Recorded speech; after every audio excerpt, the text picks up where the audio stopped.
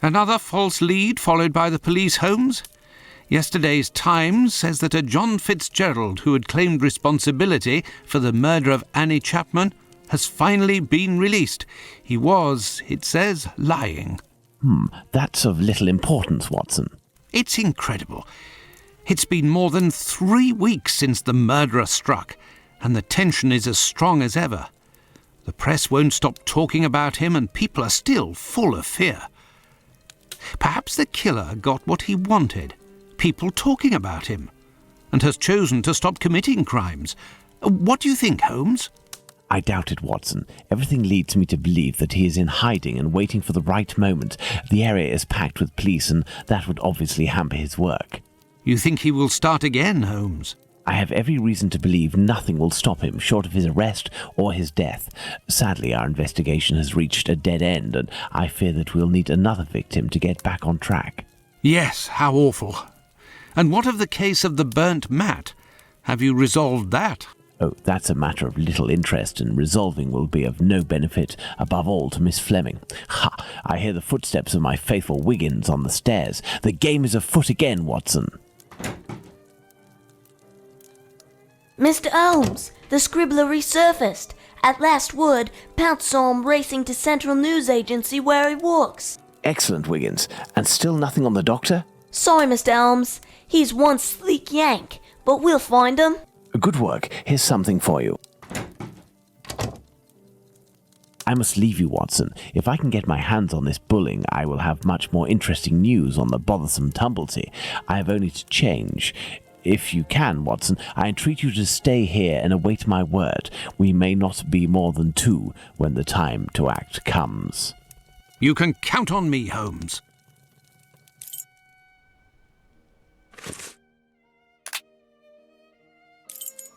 I must go to the Central News Agency. I am at the press agency where bulling works.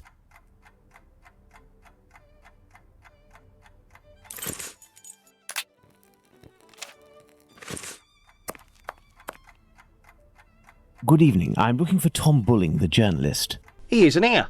He must be sleeping off somewhere. He gave me a tip. He wanted to save a scope for me. He always gets a good dirt, and yet when he comes in here, it's just to warm his behind. Look, he pulled his desk over the stove.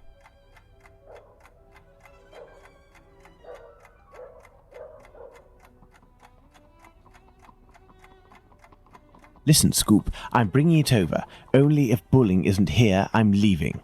Wait, what's this scoop? Bulling promised me a reward for info. There's a charlatan who does spiritualist seances that are a little bit special. He steals corpses from the morgue, puts makeup on them, dresses them up, and then uses them as puppets. I'll give you your dues. We'll pay you if this info is true. I'll write down the address of the hideout on the crook's leaflet, but the police will be in on this one, so you better get there in time. Understood. I'll go alone. Too bad for Bulling. Hey, you wouldn't have a little something in advance? Look on Bulling's desk. I know that he always leaves a few coins around for his snitches. Cheers. Watson won't be pleased that I'm divulging the case, but I don't see any other way.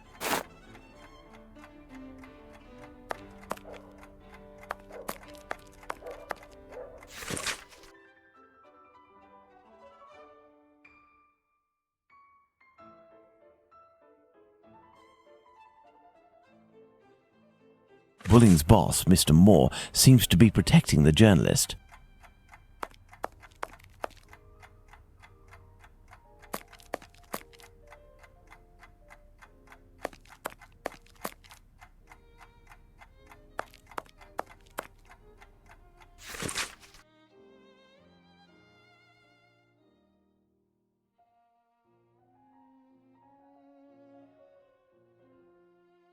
Even handwriting, yet fairly recognizable. This is Bulling's desk, the one closest to the stove. Some coins. I will take them. That will avoid suspicion if the journalist returns. This may come in handy. A charred match. These are Bulling's notes. They are of little interest at the moment, but one never knows.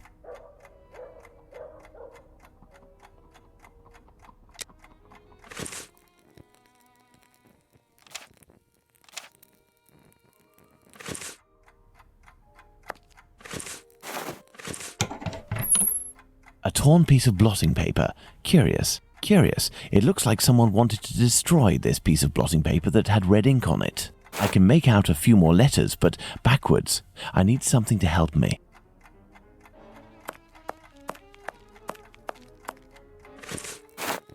By putting this piece of blotting paper in front of the mirror, I can read what is written.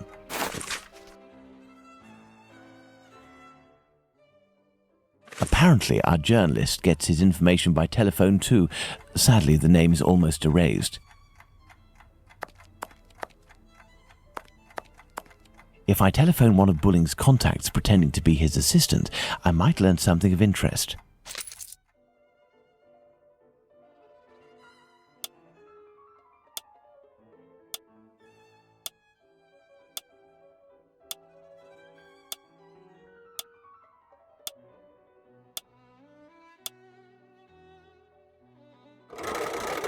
Walesby 1875, an ingenious way to save his contact.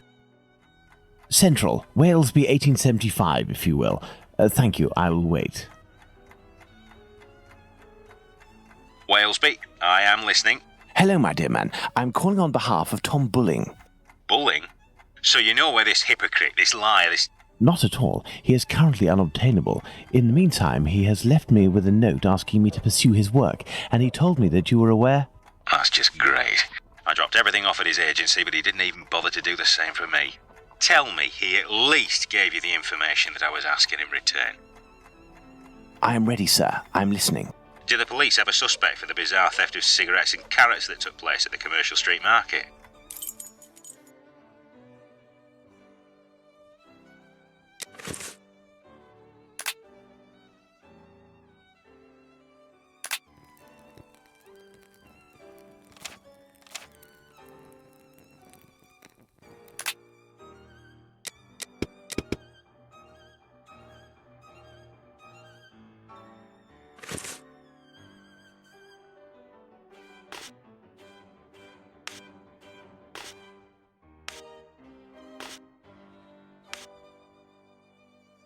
I think, according to Bulling, that Inspector Lestrade's team is looking for a rabbit with a bad cough. Ah, damned Bulling. One day he'll be in some serious trouble for mocking the police. And now, can you tell me, with regards to the parliamentary scandal, what did the head of the Whig Party respond to the Tories who were treating him as a great incompetent?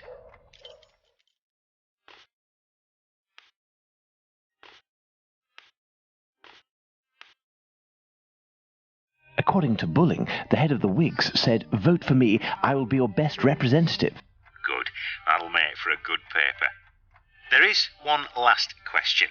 According to a government social study, civil servants make the best husbands. Why?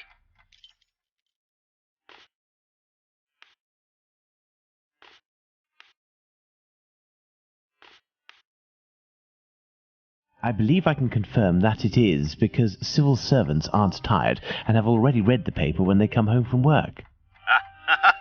Very true. Good. It seems like Bulling has finally done his work. As everything is all in order, can you now tell me where the information is that you sent to the agency? Yes. There is a large brown envelope near the dispatch cabinet. It's in there that we exchange our tips with Bulling. 1,000 thanks. Goodbye, sir. My salutations to Bulling.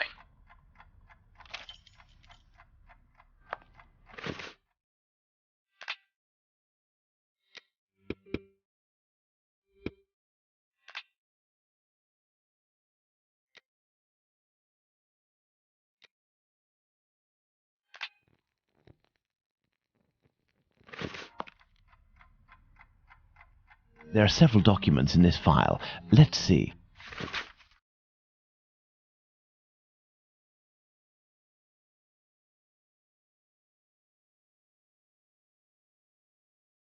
I wonder why Bulling is studying this tale about Spring Hill Jack so meticulously.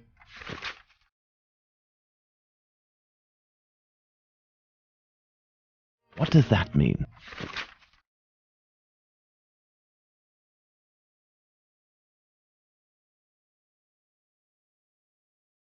Well, well, a piece of information about the murders transmitted exclusively to the police without informing the press. That has piqued my curiosity. Perhaps I should go to the police station to get more information.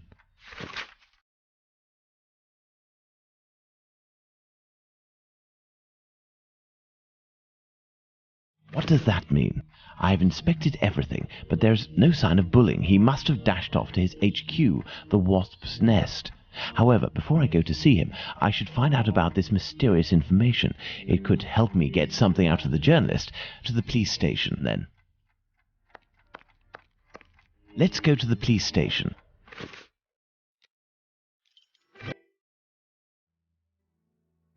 Let's go to the police station.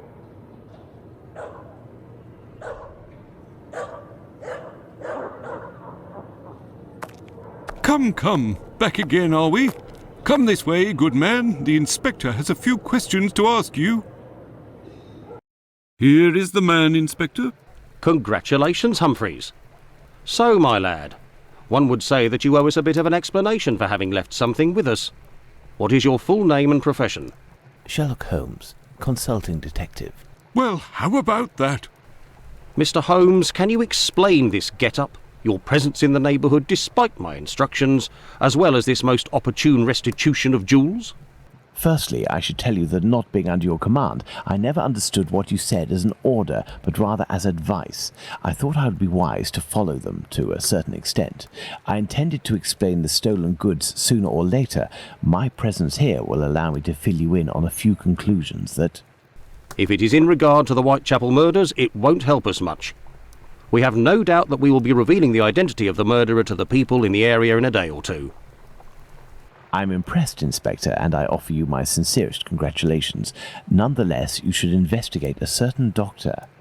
Listen, Holmes, let us do our work. You've rid us of a great pain in the rear end by finding those jewels for us. It's weeks of work that you've saved us. But I think you're a little underqualified for a case like that of Jack the Ripper. Until it's over, I demand that you do not set foot in the area. Is that clear?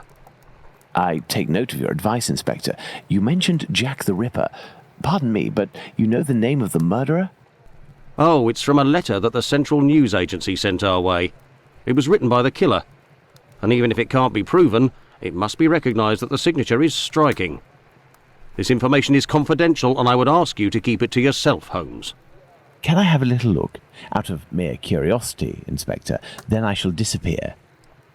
In that case, I don't see any objection. Thank you so much.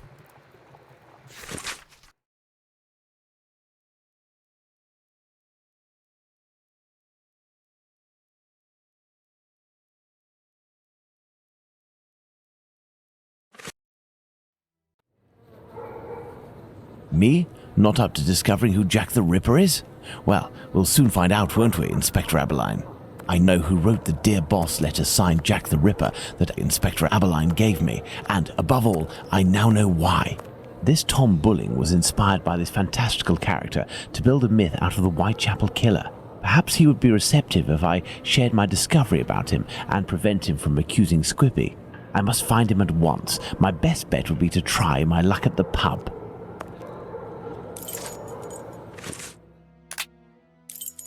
Ah, Holmes, I got your message, and here I am. Perfect, Watson. That oaf Bluto is looking for us with evil intentions, and he may be hiding here. I will try to get more information inside. You, Watson, will be our lookout, and at the slightest suspicious sound, do not hesitate to call the constable on his rounds.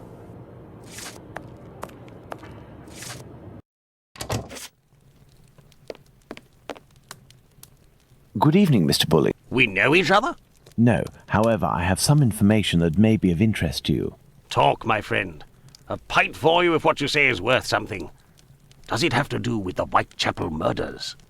Indeed, I know the identity of the man who wrote a letter to the police, a letter entitled Dear Boss, in which the author claims to be the Whitechapel murderer and is signed Jack the Ripper.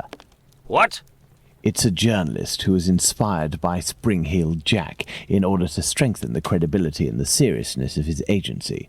This new Jack will give him some first-hand information that he, in turn, will dole out sparingly to the authorities, as well as some carefully distilled indiscretions that the big papers will come to beg of him.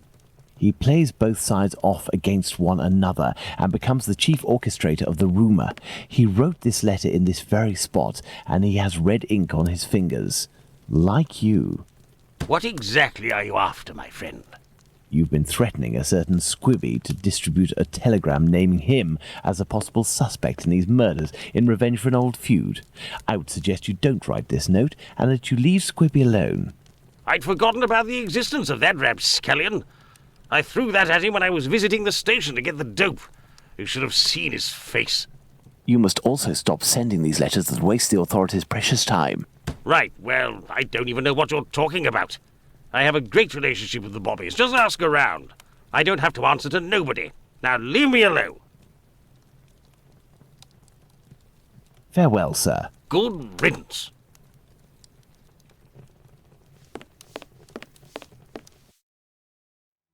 Let's hurry to the police station, Watson. We are close to our goal. Squibby will be able to reveal what he knows about Tumblety. Squibby! So that's it. You're a free man again. We were just coming to the station to find you. Yeah, the Bobbies agreed to let me go and I came to see Bluto before ferreting you out. So, you've seen the newspaper man? Yes, he is in the pub and everything is taken care of, but I'm waiting to hear what you have to say about Dr. Tumblety. Okay, but we have to be quick. One night, I goes to see Bluto in his hideout that ain't far from the boarding house where this Tumblety bloke has a room. I see him coming in too. He must have been on one real binge. To the point, the Tumblety fella was there, and he smiles at me, all nice like. He tells me he's a great Yankee doctor, but my business interests him. I'm interested, I tell him, but I'm not the type to just jump right in without getting to know a person, see? He invites me round to his room to talk business, just him and me. We empty a bottle or two, and all of a sudden, like, he wants to show me what he's got in this big trunk that he always carts around places. I just about vomited, see? In these jars, just like pickles, you know, there were pieces of meat. And he whispers that it's the lady bits of some old dames. He called them peckymins. I call them love killers, I would. Yuck! After that, he starts to go on about rich folk. They ain't nothing but dogs, and I won't tell you the worst of it. Then he comes all close to me and puts his sweaty hand on my leg. He was one of them types, not me.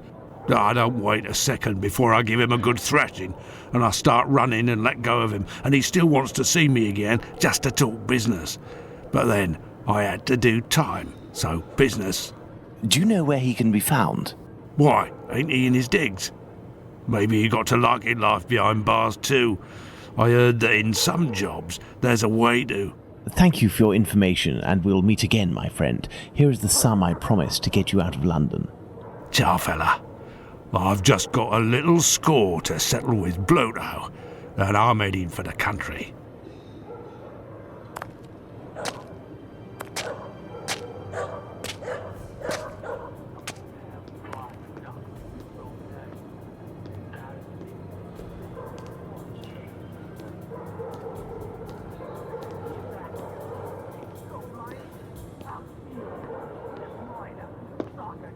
Lipsky!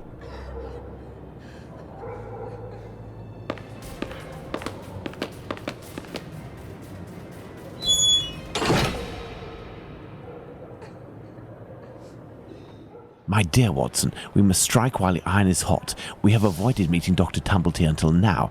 The time has come to do so. Do you have an opinion, Holmes?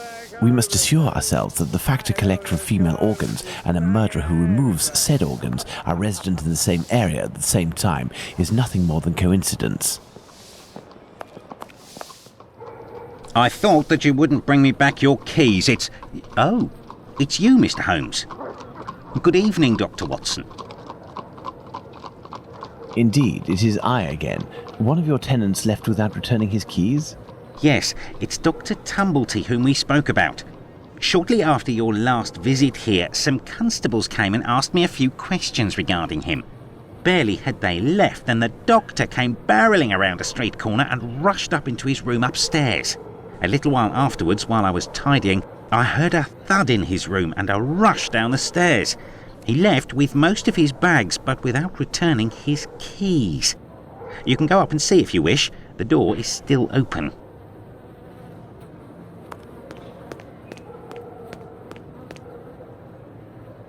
Careful, Watson. Do not walk around here until I've inspected these marks. I know, Holmes, I know. I understand your methods. Ah, you have your rule and magnifying glass. I thought that you had forgotten them, Holmes. I never forget the essentials, my dear Watson. Size 13. Right foot, light trails. The man was running. This isn't water. Going by its sticky texture and odour, I'd say we're dealing with formalin. These are the footprints of a tall man who had recently stepped in formalin and who left this room in a hurry. Well, can I walk on it and enter the room now, Holmes?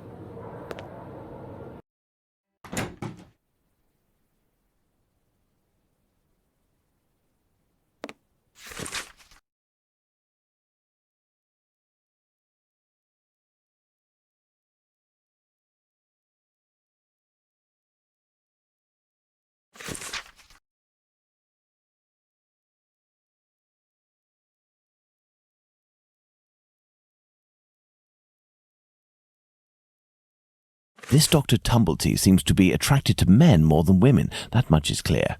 So, the doctor has a handgun, and he would use it to restrain young men, perhaps.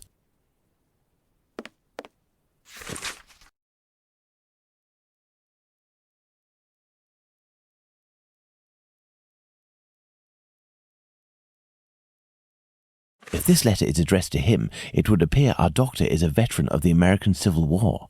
Vicksburg is the key. Now, that is interesting.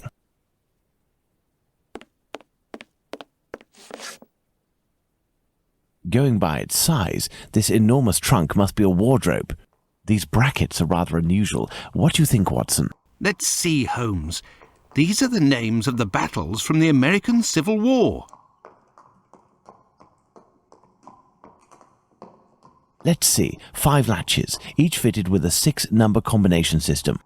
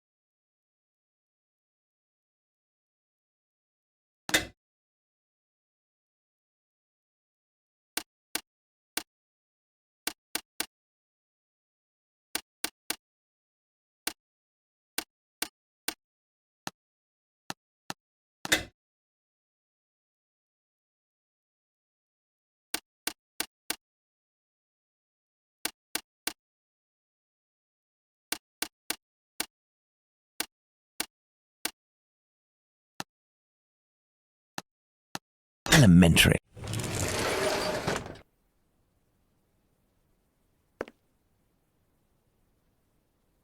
This is dreadful, Holmes.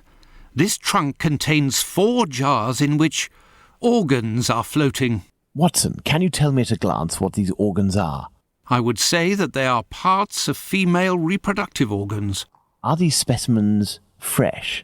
No, and I am quite certain of it. From the colour and appearance, I'd say these organs have been in these jars for several months, if not years.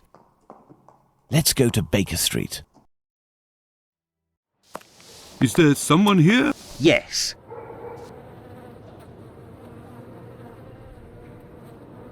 What's going on, Finlay? You seem to be in a panic. The 2 police officers wanted to know if someone suspicious had entered here.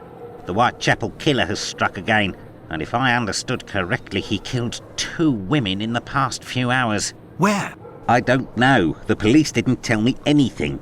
Quick, Holmes, we must catch up with them. Certainly not, Watson. Mr. Finlay, do you know if the doctor had any other pieces of luggage up there apart from this trunk? 1 or 2, I think. Do you take care of the doctor's laundry? My wife does laundry for the tenants once a week. The sheets likewise. Would you be kind enough to let us know as soon as possible if the doctor shows up again? Certainly. I'm just worried that he won't be back, you see, and I'm annoyed about my keys. Holmes, I don't follow. The Whitechapel killer is, at this very moment, very close by, and we are just staying put, twiddling our thumbs. The Whitechapel killer has always been nearby, and what will we do? Go back to the scene of the crime or crimes and mix with the onlookers and trample the crime scenes even more? No, our time will come. Let's return to Baker Street.